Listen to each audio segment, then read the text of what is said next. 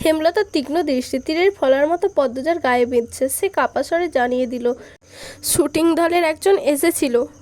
হেমলতার ঠোঁট দুটো খেপে উঠল প্রচণ্ড আক্রোশে। পদ্মজা সবাইকে চিনে না, তাই তিনি পূর্ণাকে প্রশ্ন করেন, পূর্ণা, কে এসেছিল?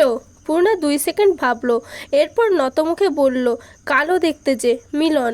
পদ্মজা আর চোখে পূর্ণার দিকে তাকালো। তার ভয় হচ্ছে, মা যদি এখন বলে মিলন তো তার সামনেই ছিল, তখন কি হবে? পূর্ণা মিথ্যে বলল কেন? সত্যই তো বলতে পারতো। হেমলতা বিশ্বাস করেছেন নাকি করেননি দৃষ্টি দেখে বোঝা গেল না। পূর্ণা মাথা নত করে অপরাধীর মতো দাঁড়িয়ে রইল। হেমলতা বারান্দা অবধি এসে আবার ঘুরে তাকালেন। মনটা খচখচ করছে।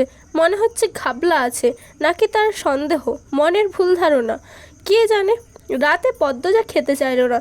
বিকেলের ঘটে যাওয়া ঘটনা তাকে ঘরে রেখেছে। চিঠিটা পড়তে বিন্দুমাত্র ইচ্ছে হচ্ছে না, তবু মন কেমন কেমন যেন অনুভূতি হচ্ছে, অচেনা অজানা অনুভূতি। পদ্মজার হাবভাব হেমলতার বিচক্ষণ দৃষ্টির অগোচরে পড়ল না। তিনি ঠিকই খেয়াল করেছেন, কিন্তু মেয়েরা স্বয়ং আল্লাহ ছাড়া অন্য সবার থেকে কথা লুকানোর ক্ষমতা নিয়ে যে জন্মায়, তা তো অস্বীকার করা যায় না। যেমন তিনি এই ক্ষমতা ভালো করেই রপ্ত করতে পেরেছেন। পদ্মজাকে জোর করে খাইয়ে দিলেন, কিন্তু কোনো প্রশ্ন করলেন না। রাতের মধ্যভাগে মোর্শেদ হেমলতাকে জড়িয়ে ধরতে চাইলে হেমলতা এক ঝটকায় সরিয়ে দিলেন। চাপা স্বরে ক্রোধ নিয়ে বললেন, তোমার বাসন্তীর কি হয়েছে? সে কি তোমাকে ত্যাগ করেছে? সেদিন ফিরে এলে কেন? মোর্শেদ চমকালেন, অপ্রস্তুত হয়ে উঠলেন। হেমলতা বাসন্তীকে চিনল কি করে? এই নাম তার গোপন অধ্যায়। অবশ্য হেমলতার মতো মহিলা না জানলেই বোধহয় বেমানান লাগতো। মোর্শেদ বিব্রত কণ্ঠে বললেন, হে আমারে কি ত্যাগ করব? আমি হেরে ছাড়িয়া দিয়েছি। হেমলতা বাঁকা হাসলেন। অন্ধকারে তা নজরে এলো না মোর্শেদের।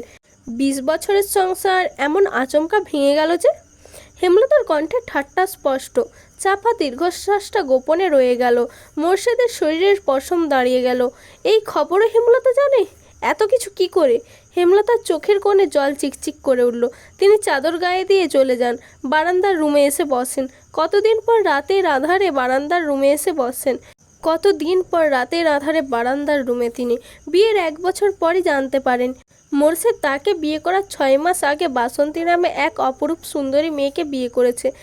স্বামীর ঘর ছাড়া আর পথ ছিল না বলে এত বড় সত্য তাকে হজম করে নিতে হয়। বাসন্তীর মা বারনারী, আর একজন বারনারীর মেয়েকে সমাজ কিছুতেই মানবে না। মোর্শেদের বাবা মিয়াফর মোড়ল টাকার বিনিময়ে দেহ বিলিয়ে দেয় একজন বারনারীর মেয়েকে ছেলের বউ হিসেবে মানতে আপত্তি করেন। ততদিনে মোর্শেদ বিয়ে করে নিয়েছে। সে খবর মিয়াফর মোড়ল পেলেন না। তিনি মোর্শেদের মন ফেরাতে শিক্ষিত ও ধীর স্বভাবের হেমলতাকে বেছে নিলেন।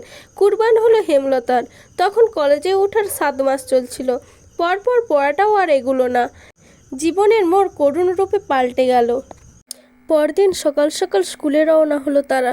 পূর্ণা পথে চিঠিটা পড়ার পরিকল্পনা করেছিল, পদ্মজা হতে দিল না। সেয়ানা 2টা মেয়ের হাতে কেউ চিঠি দেখে ফেললে ইজ্জত যাবে। পদ্মজার প্রতি বিরক্তবোধ করছে পূর্ণা। চিঠিটা তার কাছে। পথে নতুন পরিকল্পনা করলো সে। ক্লাসে বইয়ের চিপায় রেখে চিঠি পড়বে, কিন্তু তাও হলো না। পরপর 2 দিন কেটে গেল। সুযোগ পেলেও পড়তে দিতে চাইতো না পদ্মজা। সারাক্ষণ যেন হাতে জান নিয়ে থাকে। এই বুঝি মা এলো। 2 দিন পর পূর্ণা মোক্ষম সুযোগ পেল। প্রান্ত ও প্রেমাকে নিয়ে হেমলতা বাপের বাড়ি গিয়েছেন। যদিও কয়েক মিনিটের পর দ্রুতই ফিরবেন। চিঠি পড়ায় পদ্মজার চেয়ে পূর্ণার আগ্রহ বেশি। সে চিঠি খোলার অপেক্ষায় ছিল। আজ খুলতে গিয়ে মনে হলো যার চিঠি তার খোলা উচিত, এবং আগে তারই পড়া উচিত। তাই পদ্মজার দিকে বাড়িয়ে দিল চিঠিটা। পদ্মজা চিঠি খুলতে দেরি করছিল বলে পূর্ণা তাড়া দিল, এই আপা, খোলো না, লজ্জা লজ্জা পাচ্ছ কেন? জিনিসটা চিঠি, কারো গায়ের কাপড় না। পদ্মজা বিস্মিত নয়নে তাকালো, যেন পূর্ণা কাউকে খুন করার কথা বলেছে। বলল, কিসব বলছিস পূর্ণা? আচ্ছা, মাপ চাই, আর বলবো না।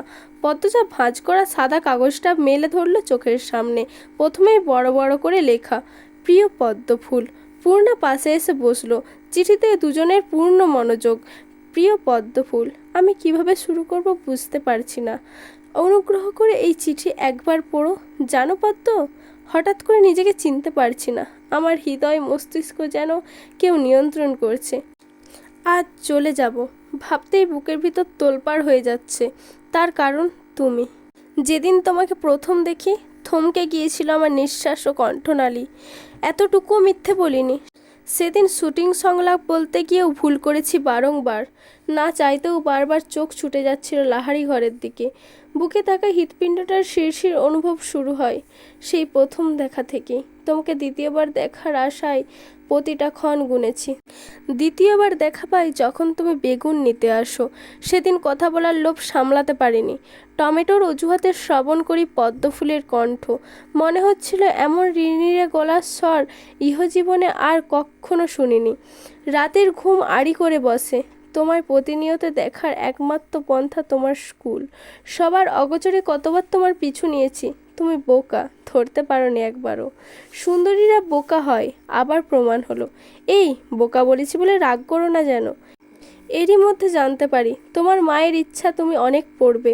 তোমার জন্য অনেক উঁচু বংশ থেকে বিয়ের প্রস্তাব এসেছে, তাও তিনি ফিরিয়ে দিয়েছেন। সেখানে আমি অতি সামান্য অযোগ্য পাত্র, তবুও সাহস করে তোমার বাবার কাছে প্রস্তাব দিয়েছি। পদ্মফুলটাকে যে আমার চাই। তিনি রাজি হয়নি। সিনেমায় অভিনয় করা নায়কের সঙ্গে আত্মীয়তা নাকি করবেন না, এটাও বললেন। তোমার অনেক পড়া বাকি, তোমার মা কিছুতেই রাজি হবেন না। আহত মনে দুপা পিছিয়ে আসি। ভেবেছি কলেজে পড়া শেষ হলে পরিবার সঙ্গে করে বিয়ের প্রস্তাব নিয়ে আসবো। তোমার মার সম্পর্কে যা জেনেছি বুঝেছি, তাতে এতটুকু বিশ্বাস আছে তিনি অভিনেতা বলে আমাকে এড়াবেন না। তিনি বিচক্ষণ মানুষ। সময় নেই আর। যা এতদিন বলতে চেয়েছি কিন্তু সুযোগ পাইনি, আজ বলতে চাই।